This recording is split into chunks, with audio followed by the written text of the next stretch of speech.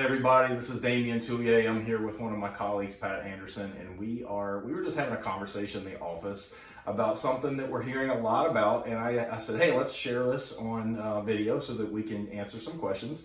And because I know a lot of people are asking questions, and you're hearing about, are we in a housing bubble right now, like we were 15 years ago? And unfortunately, I can't really answer that question because I wasn't in this industry 15 years ago, but Pat was. And so I am going to ask you that question, because this is a question I've been getting a lot. And what is your opinion on how today's market differs from the market from 15 years ago that ended up truly being a bubble?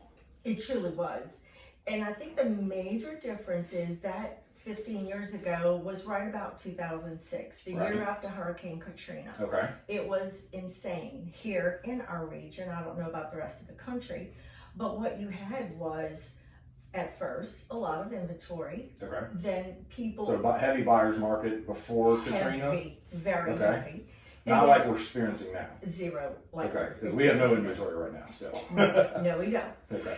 And so what happened was the people that were displaced came in, the ones that had available cash.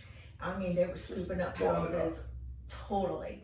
Then all of a sudden it became a little harder to find. Well, couple that with the fact that back then there was what we called a subprime market. Okay. So you're saying that basically the Katrina event kind of instantly flipped buyer market to become a seller market? So you had all this inventory, and then Katrina hit, people came and moved and bought, and it totally changed the market, just on almost in a month's time. Yes, it flipped it on its head. Okay. There was a couple of little subdivisions that were starting to build right around that Katrina hit, and those builders kicked it up a notch. Gotcha. Right? So there was a lot of new construction that we sold. Yeah.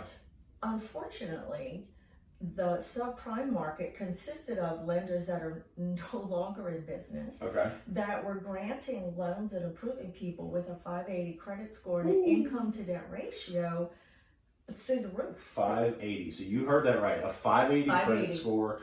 That is ridiculous to be able to lend money at that rate. Yeah. And you're talking. And you also said something a little while ago while we were chatting about their debt to income ratios being just really higher than what it is today. I don't remember the exact numbers, but right now consumers really are protected by the good lenders, how I call them. You know, our preferred lenders that really gauge where they are, because I want you to have a house, I really do.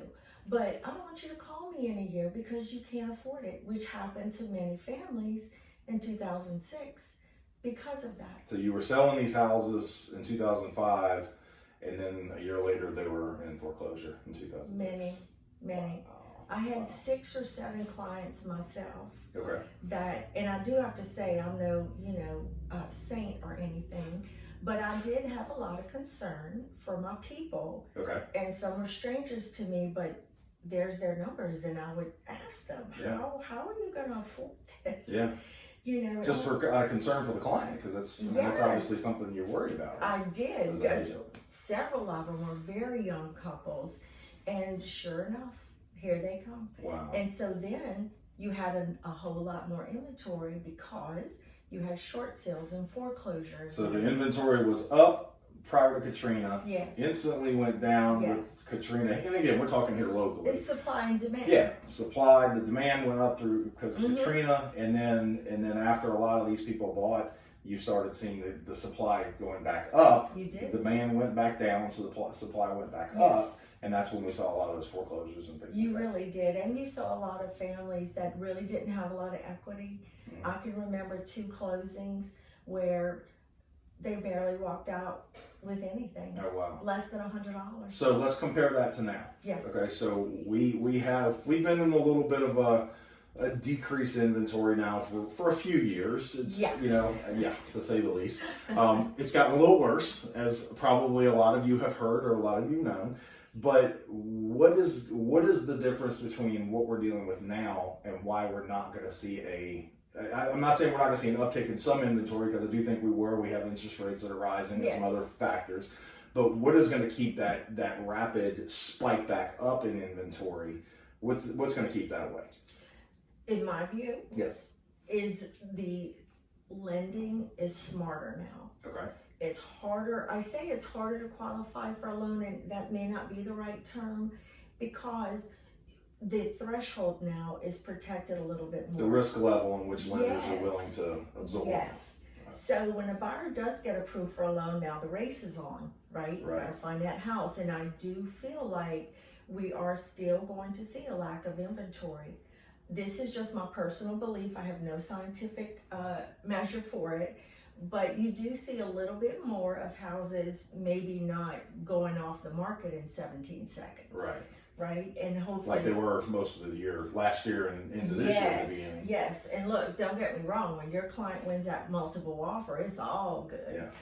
But I just don't think we're going to see it again. And I think that people that are waiting for the market to flip on its head again, you're going to be waiting a little while. And, you know, one of my clients. So you still feel like the seller's market is going to be around for a little while? I do feel We're like not gonna, that. so our projection is we're not going to really see that buyer market curve come back like we did after the Katrina. No, after 15 years ago. You would have to invite all of those horrible lenders back into Let's not do that. existence Let's not do to be able to do that, and you won't.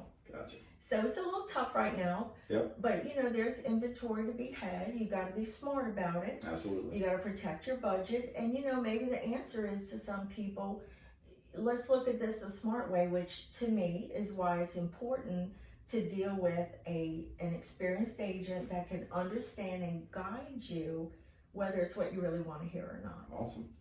Well, I think answers a good bit of question, and you know, are we in the bubble? Probably not. And you know, although you may hear that around, I don't really think that that's where we are, and we'll just have to wait and see. Now, what interest rates are going to do, I don't know. You know, who knows? That's Right. something totally different. None of us are going to be really great on prognosticating what you know what's going to happen in that regard, but anyway, we still have homes to sell, and there's still homes that are coming available. So if you are thinking of selling, you know, give us a call. We'd love to be able to help you and love to be able to provide you with that great service to meet your needs and get done what you need to get done. So.